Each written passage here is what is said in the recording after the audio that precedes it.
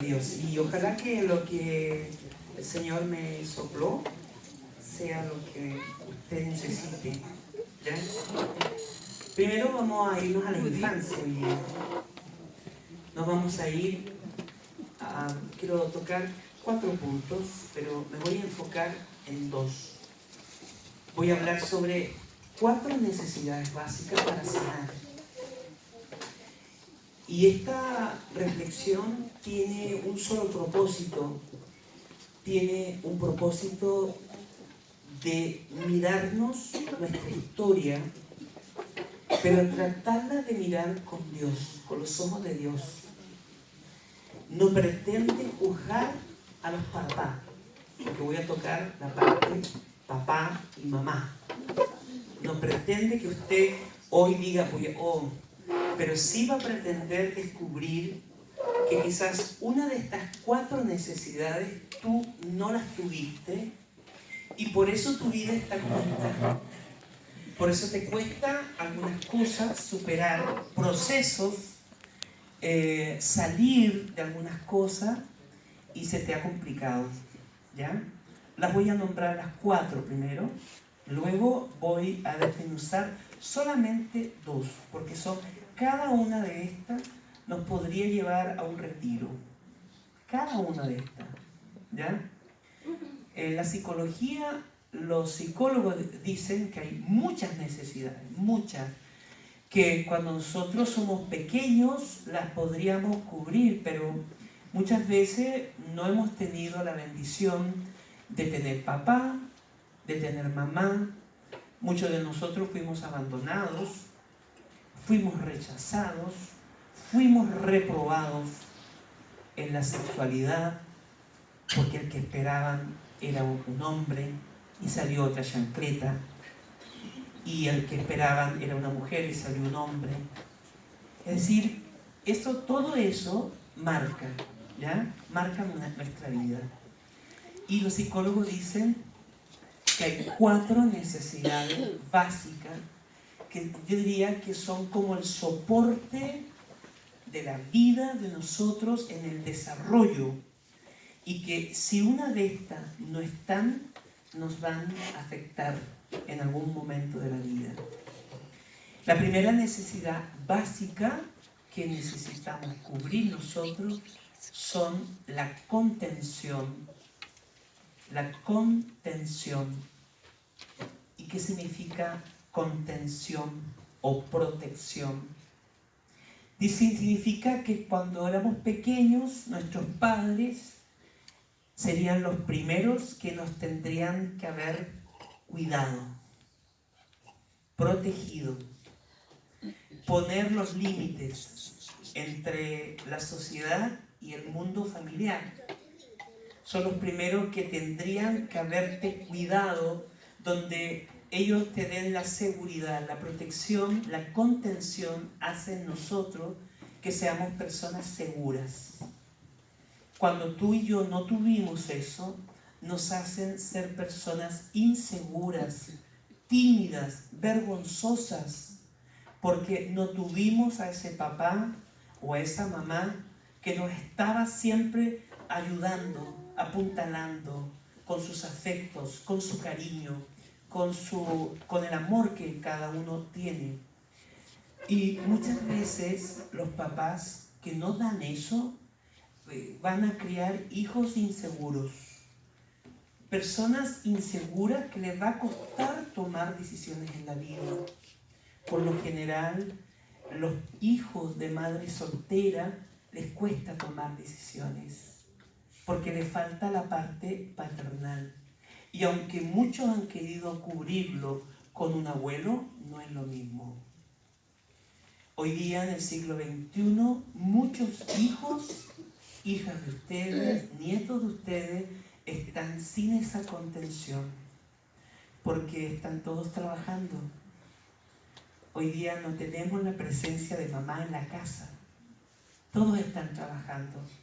Y la necesidad es así, porque si no tenemos trabajo, dinero, no podemos también saciar algunas necesidades que son básicas. Entonces, muchos de los que hoy día hijos están criados por nanas. Y la nana puede ser muy buena, pero no es tu mamá. A mí hace un par de años en un colegio me invitaron a predicar. Iba toda una semana y en ese colegio, que era un colegio religioso, de monjita, me dijeron, hermano Jaime, este año le tenemos los terceros básicos. Desde los terceros básicos va a comenzar a predicar. Yo dije, pero los terceros básicos, ¿qué les voy a hablar yo a esos chiquititos? No, me dice, hágale cualquier cosa, pero hágale algo. Bueno, cuando llegué le hablé del amor de Jesús. Y en un momento chiquitito les dije, bueno, vamos a hacer una oracioncita, chicos. Cuando empieza la oración, todos, hermanos, todos los niños pedían por la nana. No pedían por el papá. Pedían por la nana, ¿por qué? Porque la nana se había ido, porque la nana se había casado, porque la nana estaba de vacaciones, porque la nana estaba enferma. Pero ni uno de ellos pidió por el papá, por la mamá. Pedían por la nana. ¿Por qué? Porque esa nana, esa persona que presta un servicio en nuestras casas a veces, nos dan una ayuda y cubren muchas veces, pero no es lo mismo. Por mucho amor. Lo mismo pasa por las abuelas. Muchas de ustedes cuidan nietos. Y aunque usted quiera cubrir lo que su hijo o su hija no le da a su nieto, a su nieta, nunca lo va a hacer. Bueno, en esta vida, si no tenemos esa protección, si no tenemos esos limitantes, vamos a tener hijos inseguros, inestables.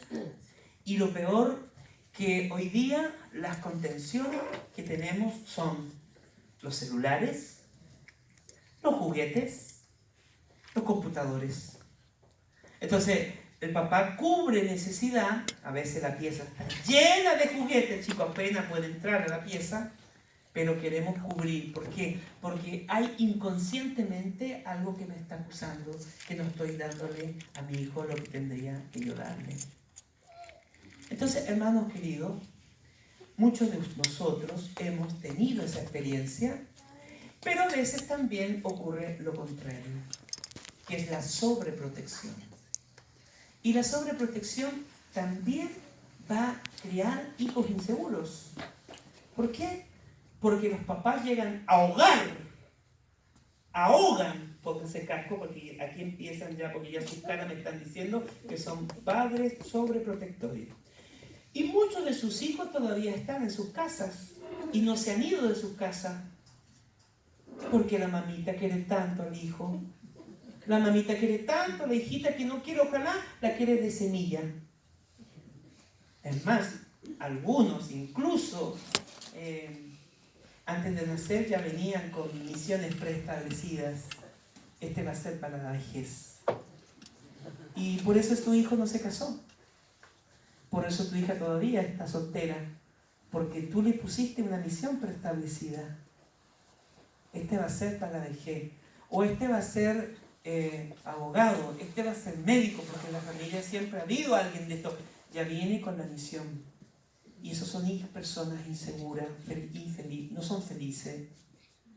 Y todo lo contrario es cuando uno tiene la protección, el afecto. Eso nos hace ser personas seguras. Eso nos hace ser personas que no nos va a costar en la vida tomar decisiones. Porque los padres nos ayudan en los primeros inicios a tomar esa ayuda. Son los modelos que nosotros necesitamos para poder desarrollarnos como personas. En el campo espiritual hay una palabra que nosotros debiéramos detenerla. Si tú y yo no tuvimos eso, no tuviste a papá, no tuviste a mamá, tuviste la ausencia de ellos a temprana edad, hay un salmo, el Salmo 121, dice el versículo, dice, es todo el Salmo 21, es maravilloso, pero me quedo con esta parte, dice, el Señor es quien te cuida. ¿Quién te cuida? El Señor. ¿Cuántas veces el Señor ha estado, hermano? Pero tú no te has dado cuenta que el Señor estaba ahí para ayudarte, para acompañarte, para animarte muchas veces. Y el Señor, como dice este salmo, es un fiel guardián. Un guardián que no duerme, un guardián que no cabecea, un guardián, el guardián de Israel. El Señor es quien te protege. Hermano, qué importancia es estar en el Señor. Sentir su protección. Y cuando uno se siente protegido por Dios, cuando se siente bendecido. Hoy día en la familia ya no nos bendecimos. En las familias jóvenes ya no le damos bendición porque no tienen experiencia de fe los matrimonios hoy día. Es decir, entre comillas, matrimonios, porque tampoco son matrimonios. Están todos juntos. Entonces, nadie bendice al hijo. Y eso también, cuando un padre y una madre bendicen, ese es un tremendo potencial de protección que tienen sobre ese hijo. La importancia de bendecir. Porque bendecir es traer al Padre, al Hijo y al Espíritu Santo que cubra a esa persona. Y en la vida tenemos que bendecirnos. Tenemos que bendecirnos unos a otros. La bendición de un padre tiene tanto poder, hermano. Tiene tanto poder de una acción sanadora, liberadora. Y el Señor, Él es el que nos protege. Pero cuando un padre y una madre lo hace consciente, invita a Dios a que venga, el Señor no se deja esperar. Y viene, como dice este salmo, a proteger. Quien está junto a ti para ayudarte. Porque cuando el Señor nos bendice, nos ayuda. Cuando el Señor te bendice, todo es más fácil. Cuando el Señor te bendice, todo es llevadero, aún los momentos difíciles. Y cuando un padre y una madre dan esa bendición y dan esa contención en el espíritu, es muy poderosa. Lo opuesto puede ocurrir cuando un padre y una madre maldicen. ¿Los padres maldicen? Los padres maldicen, y aun cuando no usan la palabra maldito seas, maldicen. ¿Y cómo maldicen? Cuando a veces, cuando ven al hijo que se les va a ir, la yegua que te va a tocar, le dicen, yo te quiero ver. Porque así en parte las maldiciones empiezan a ver lo malo, tienen fe en lo malo, pero no tienen fe en lo bueno. Mira, qué curioso, nosotros tenemos tanta fe en lo malo y a veces tanta fe tenemos en lo malo y se ocurre lo malo porque uno dice, yo ya veo que la mujer que te va a tocar, yo ya veo el hombre que te va a tocar. Claro, lo viste. Y ver y fe es creer sin ver. Y por lo tanto, por eso muchas veces le toca a un hijo o a una hija una mala experiencia. Por eso muchas veces los padres maldicen a los hijas cuando le dicen, te va a tocar el día de mañana, te va a tocar un hombre castigador porque tú eres un insolente. ¿Y qué le tocó? Un hombre castigador. O le tocó al hijo una mujer que lo va a andar trayendo para allá, para acá. ¿Entiendes? Lo va a andar gobernando. ¿Por qué? Porque tú se lo dijiste alguna vez. Hermana, tú le quitaste esa protección a tu hijo. Por eso la importancia de bendecir. Por eso Francisco de Asís, dicen que Francisco de Asís era maldecido por el padre. Y cuando Francisco de Asís se convirtió, iba pasando por fuera de la casa del papá de Francisco, el padre lo maldecía. ¡Maldito sea Francisco! Pues me entiendo, porque el padre estaba enojado con Francisco porque había abandonado toda su vida. Entonces detrás de Francisco iba un fraile. Y el fraile, por cada maldición que decía el padre, el fraile decía, bendito sea mi hermano Francisco, bendito sea, bienaventurado sea mi hermano Francisco. Es decir, por cada maldición nosotros tenemos que bendecir. Es decir, porque la bendición va a quitar esa maldición. Pero la protección hoy es muy importante. Todo ser humano necesita sentirse protegido, sentirse cobijado, sentirse que es importante para el otro. Esa es una necesidad básica. Es importante que el marido haga sentir a la esposa que es importante. Y no solamente la haga sentir importante cuando tiene que ver sexo, porque si no nos sentimos usados uno del otro. La importancia de sentirse acompañado uno por otro, porque eso sana, porque eso libera, porque eso nos da un matiz diferente de la vida, porque siento que no estoy solo. El sentimiento de soledad se gesta muchas veces porque no hemos tenido esa presencia, porque aquel papá, aquella mamá que tendría que habernos amado, ese papá, esa mamá que tendría que habernos querido, no lo hizo. Quedó ese vacío, quedó ese espacio, quedó esa necesidad. Amén. La segunda necesidad, que también la voy a pasar rápido, es los elogios. Elogios. Todo hijo necesitaba ser elogiado. Cuando éramos pequeños, yo les pregunto, ¿los elogiaron ustedes o no? Cuando te costaba hacer una tarea, papá te decía, no importa, hijito, pero lo vas a hacer, vamos, vamos. No sos burro, sos tonto. No servís para nada, vas a ser un inútil. ¿Cuántos de nosotros, hermanos, tenemos ese problema? De pequeño no fuimos elogiados por el papá o por la mamá. Quizás elogiaban a tu hermana. Elogiaban a tu hermano porque él era brillante. Apréndele a tu hermana, apréndele a tu hermano. Bueno, el papá estaba haciendo eso porque quería presentarle un modelo, pero estaba haciendo un tremendo daño. Le estaba dañando la autoestima, estaba dañando el sentido de valorización, el sentido de ser importante, porque nosotros somos importantes, pero quienes tenían que hacernos importantes no nos hicieron importantes, nos compararon. Y esa comparación nos hizo pensar hasta el día de hoy que quizá papá, mamá quieren a los hijos de mi hermana, porque a ellos sí lo quieren. A mis hijos no los quieren. Es más, nunca los invitan. Pero los hijos de mi hermana están todos los fines de semana metidos en la casa.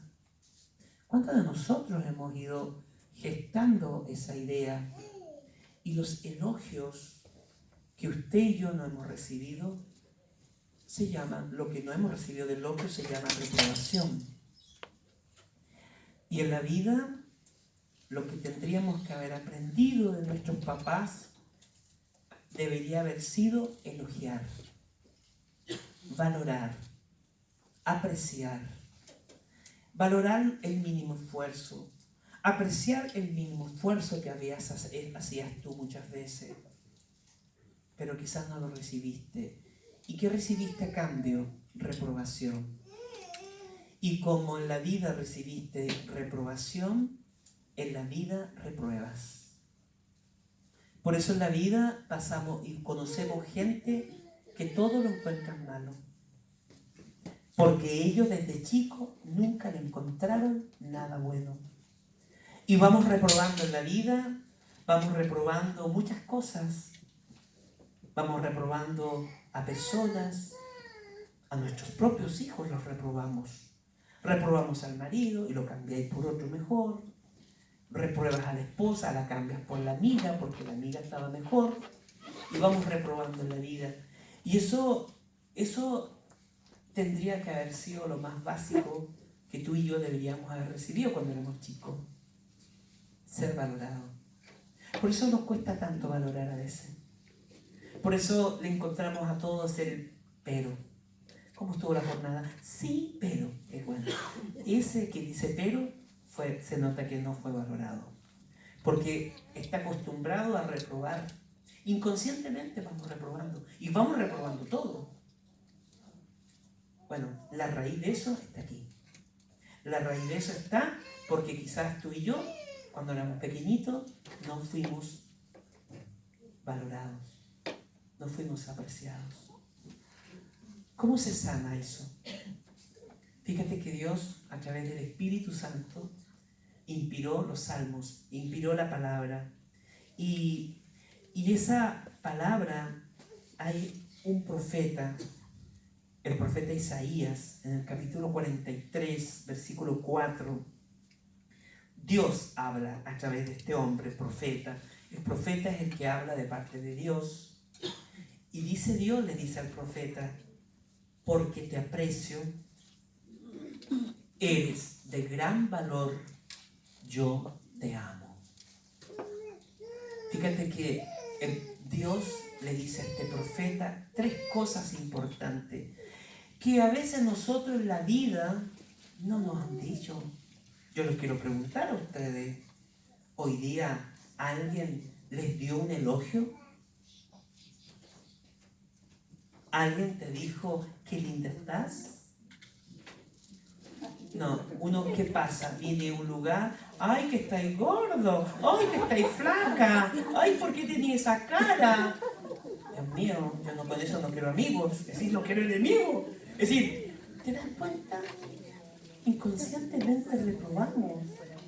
En vez de decirle a la persona, ¡qué linda está! Me gusta tu pelo, ¿cómo te quedó esa chaqueta? ¡Qué bien te ves! ¡Qué rico te quedó tu comida! ¿Hoy día les valoraron? ¿Les elogiaron el plato de comida que hicieron? ¿Te elogió el marido y te dio un beso por decir, ¡ay, qué rica estuvo tu comida! ¿Los que recibiste de visita te dijeron, ¡uy, qué rica estuvo! ¿O fueron a pechar? ¿Comieron y se fueron? ¿Ni siquiera le dijeron gracias? Bueno, nosotros necesitamos ser elogiados. Es una necesidad. A veces nosotros, entre los carismáticos, pecamos contra eso mucho. Estamos más acostumbrados a reprobar a los demás. Cuando un hermano a veces da su enseñanza o está aprendiendo a tocar recién, ¡ay, no, mira, no tocó como la otra persona, no predicó! Mira, si han dicho ese texto. Estamos reprobando. Y no valoramos el mínimo esfuerzo que a lo mejor esa hermana, ese hermano, le costó tanto pararse adelante para dar un tema. Y tú no lo reprobaste. Entonces cuando alguien le dice al otro, ¡uy, que estáis bien! Que te vi súper bien, uno queda, hasta piensa mal, ¿está queriendo algo conmigo? Porque no estamos acostumbrados. O el marido, la mujer te mandó un piropo y tú pensaste al tiro, esta quiere plata. O el marido te piropió, este huevo quiere sal. Pensás mal, ¿por qué? Porque no estamos acostumbrados. Nuestros oídos están más acostumbrados a escuchar reprobaciones, negatividades, nos destacan lo malo. Y por eso tenemos tantos complejos nosotros. Tenemos tanta susceptibilidad. Susceptibles. Mira, me miró. Seguramente me lo dijo a mí. Susceptible. La susceptibilidad viene, la raíz de la susceptibilidad viene por esto, por no haber sido valorados, protegidos, seguros. Son personas inseguras. Y el que es susceptible es un problema en la sociedad. No se puede convivir con una persona susceptible, porque todo lo toma como si se lo estuvieran diciendo a él. En uno de mis retiros el año pasado en Argentina, se paró una mujer. Esto fue lo más duro que he vivido en una prédica. Se paró una mujer y me dijo, hermano Jaime, ¡basta ya! ¡Déjeme de decirme cosas! Mire, yo creo que estaba tanto en el Señor, tenía mucha paz. Que no me pregunten qué le dije, porque no me acuerdo. Sé que le dije algo y quedó calmada esa mujer. Bueno, la situación de ella era muy dura. Tenía depresión. Arrastraba una profunda depresión.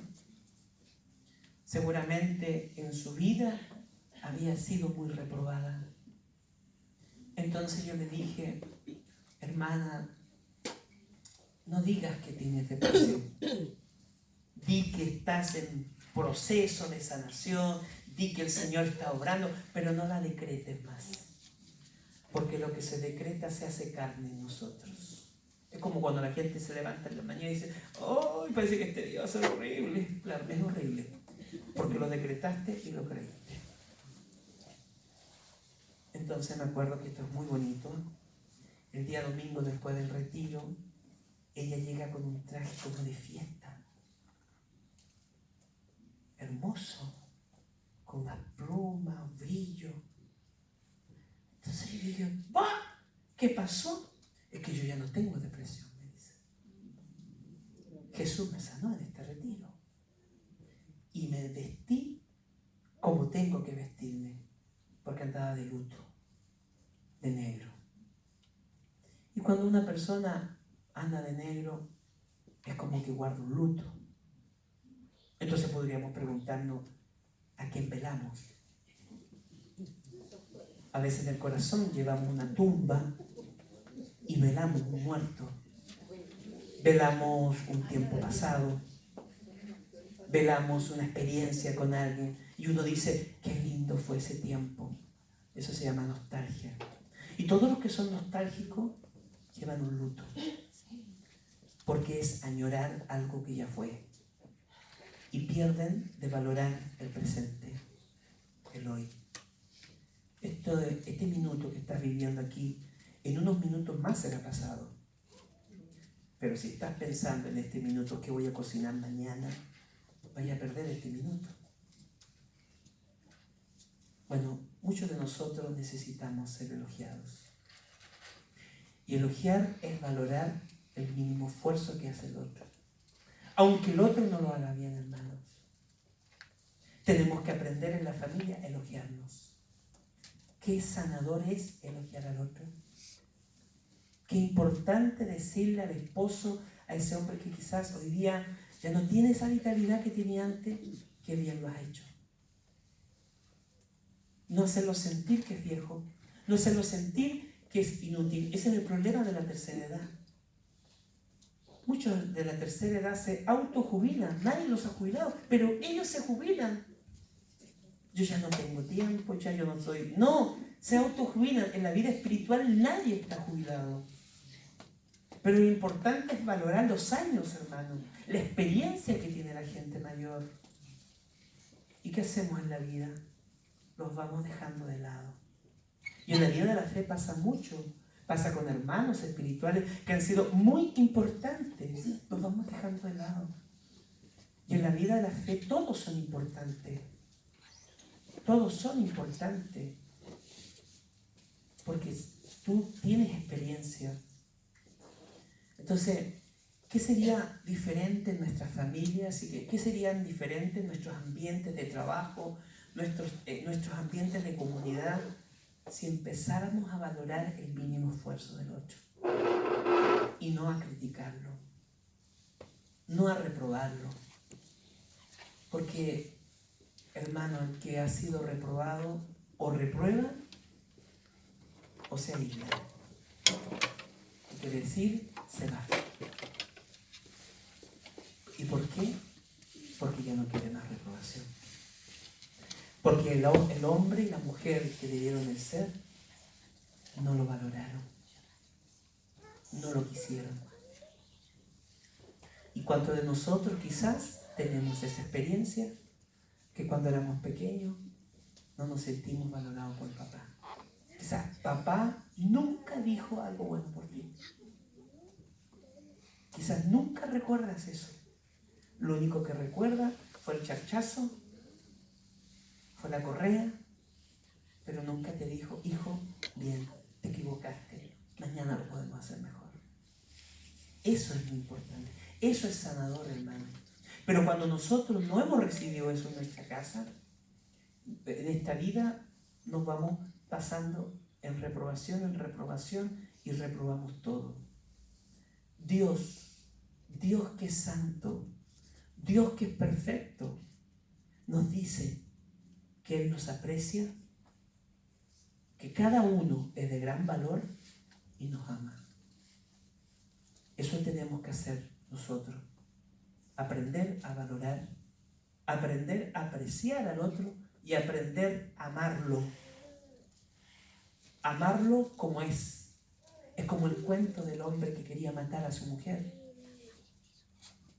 Le dice un día a su papá, papá, quiero que me ayudes, quiero matar a mi mujer, no la soporto.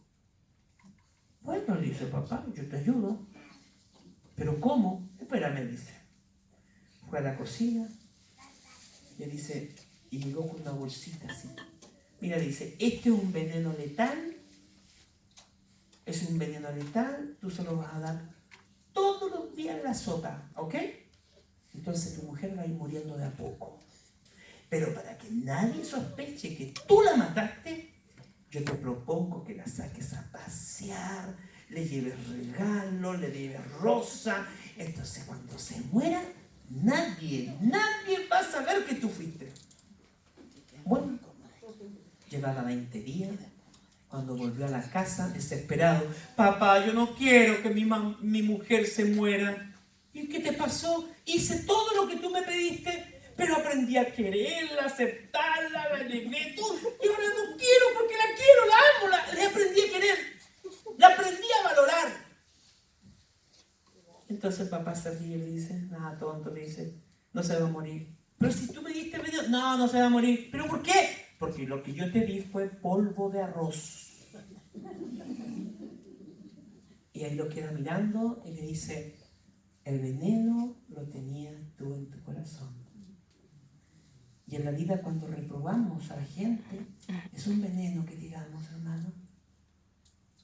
Y ese veneno enferma. Y por eso se ha enfermado en nuestras familias. Se ha enfermado tu matrimonio porque no has aprendido a valorar a esa mujer que Dios te puso de compañera. No has aprendido a valorar a tu esposo que Dios te puso de compañero. ¿Cómo hubiese sido nuestra vida? ¿Cómo hubiésemos evitado problemas, dificultades, conflictos, si esto nos hubiesen dicho antes?